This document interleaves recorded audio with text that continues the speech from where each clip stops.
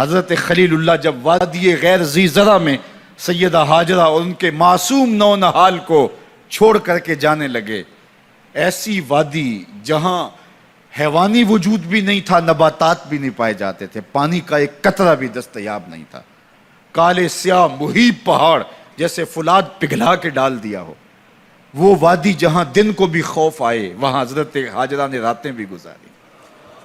کتنا دردناک لمحہ تھا۔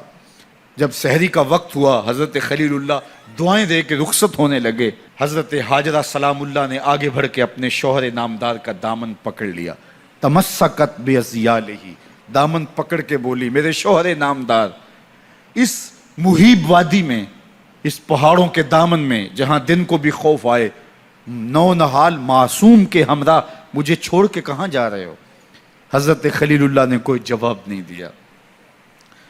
پھر قدم اٹھایا تو زوجہ نے پھر دامن پکڑا، پھر وہی سوال، پھر کوئی جواب نہیں آیا۔ تیسری مرتبہ دامن پکڑا، خلیل اللہ کی جانب سے کوئی جواب نہیں آیا، تو خاتون خود بولی، کیا اللہ کا حکم تو نہیں؟ تو حضرت خلیل اللہ نے کہا، نعم، ہاں اسی کا حکم ہے۔ حضرت ہاجرہ نے دامن چھوڑ دیا، کہا جائیے، خیر سے جائیے، اگر اس کا حکم ہے وہ ہمیں ضائع نہیں ہونے دے گا۔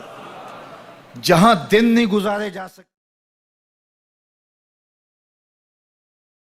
تھے، پھر اس خاتون نے وہاں راتیں بھی کاٹی۔ وہ وادی جس میں وحشت بھی قدم رکھتی تھی ڈر ڈر کے، جہاں پھرتے تھے آوارہ تھپیڑے بادے سر سر کے، جہاں پر گھاس اگتی ہے، جہاں نہ پھول کھلتے ہیں، مگر وہ سرزمین ہے آسماں بھی جھک کے ملتے ہیں۔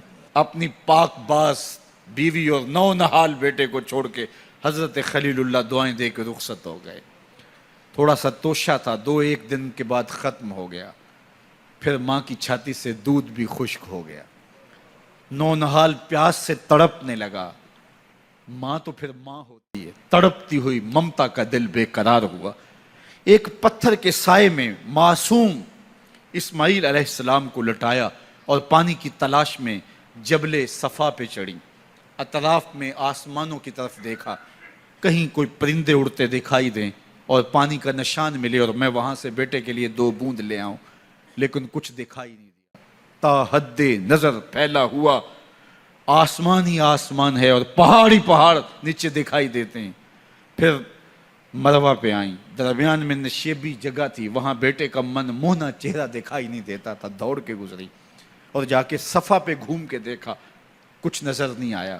ادھر بھی دیکھ لیا، ادھر بھی دیکھ لیا، لیکن ماں تھی۔ پھر دوبارہ صفا پہ آئی، صفا پہ دیکھا، کچھ دکھائی نہیں دیا۔ پھر تڑپ کے مروہ پہ آئیں، وہاں پھر دیکھا، کچھ دکھائی نہیں دیا۔ پھر صفا پہ آئی، کبھی صفا پہ کبھی مروہ پہ، تڑپتی ہوئی ماں کی ممتا، بے قرار دل، ادھر پانی کی پیاس سے تڑپتا ہوا معصوم اسماعیل پتھر کی اوٹ میں، درمیان سے ماں گزرتی ہے تو بھاگ کے گزرتی ہے کہ بیٹے کا من مونا چہرہ بھی نگاہوں کے سامنے رہے۔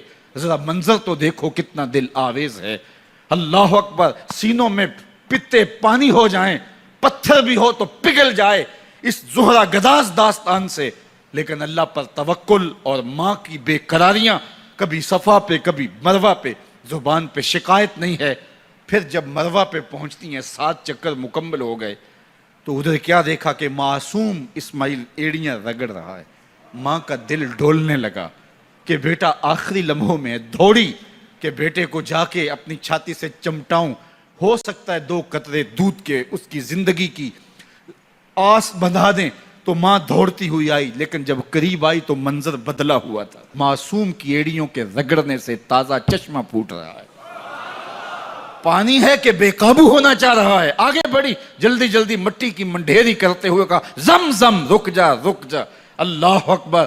ہاجرہ سلام اللہ علیہا نے حضرت اسماعیل کی محبت اور اپنے رب پر توکل کی انوکھی اور البیلی داستان رقم کی۔ کہا، ہاجرہ تو نے بھی حد کر دی، لیکن قیامت تک تیری راہوں کو بھی جلوہ گاہ بنا دیں گے۔ یہاں نبی بھی دوڑیں گے، ولی بھی دوڑیں گے، غوث بھی دوڑیں گے، قطب اور ابدال بھی دوڑیں گے، شہنشاہ بھی دوڑیں گے، کج کلا بھی دوڑیں گے۔ یہ دوڑنا ہم عبادت بنا دیں گے، حتیٰ کہ امام الانبیاء بھی ان راہوں کی سائی کرتے رہے۔ عجیب رنگ، عجیب منظر اور عجیب کیف کا عالم۔ اچھا، یہاں رک کے ایک بات کرنا چاہوں گا، اگر آپ کی توجہ ہو، جہاں حضرت ہاجرہ دوڑیں اور ان کے مبارک قدم وہاں لگے اور لگ کے ہٹ گئے. عارضی نسبت ہے، مستقل نسبت نہیں ہے. جہاں ان کے قدم لگ کے ہٹ گئے وہ جگہ تو جلوہ گاہ بن گئی، اور جہاں حضور خود جلوہ فرما ہیں وہ گنبد خضرا جلوہ گاہ کیوں نہیں ہو سکتا ہے؟ اب یہ پانی جہاں حضرت اسماعیل کے قدم لگے، یہ پانی دنیا کا عظیم ترین پانی ہے، اور پھر اس کا پروٹوکول یہ ہے، اس کو کھڑے ہو کے پیا جاتا ہے. یار یہاں بھی روک کے ایک بات کہہ دوں، حضرت اسماعیل کے قدموں کو چھونے والے پانی کا پروٹوکول ہے کہ اس کے لیے کھڑے ہو جائیں. اور حضرت اسماعیل مسجد اقصیٰ میں جس کے پیچھے کھڑے ہو کے نماز پڑھتے ہیں، اس امام کے لیے کھڑے ہو کے مصطفیٰ جان رحمت پہ لاکھوں سلام پڑھ لیں تو اس میں شرک کہاں سے آ جائے گا؟